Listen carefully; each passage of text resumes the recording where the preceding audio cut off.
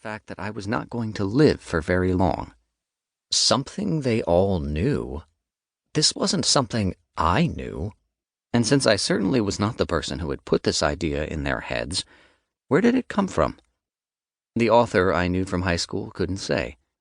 The notion had simply existed. It was a shadow cast by nothing. The only substantial point of reference was my body.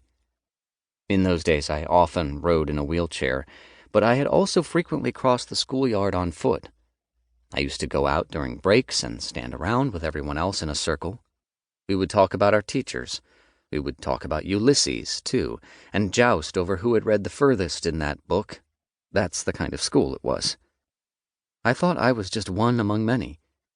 I didn't know that I was projecting a particularly tragic aura. I did know.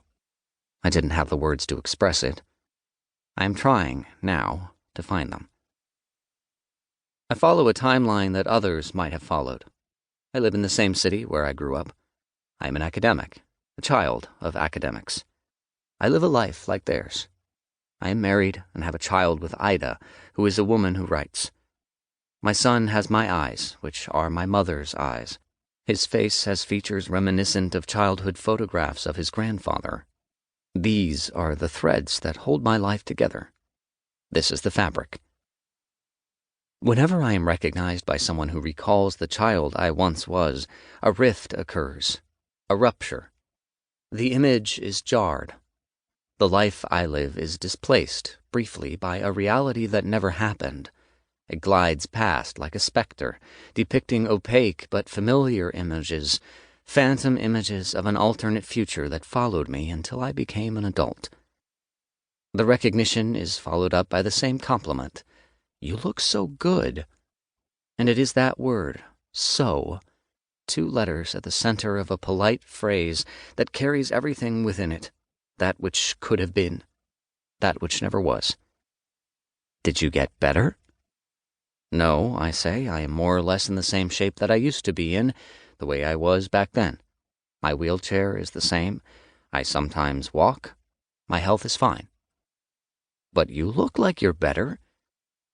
Memory plays tricks on us, never more so than when it teams up with our expectations. The past is not what happened then. It is what we are speaking about now. Shouldn't you be dead? I have surpassed expectations. I've come out on top, allied with nothing other than my own body, which has lived its life on its own premises.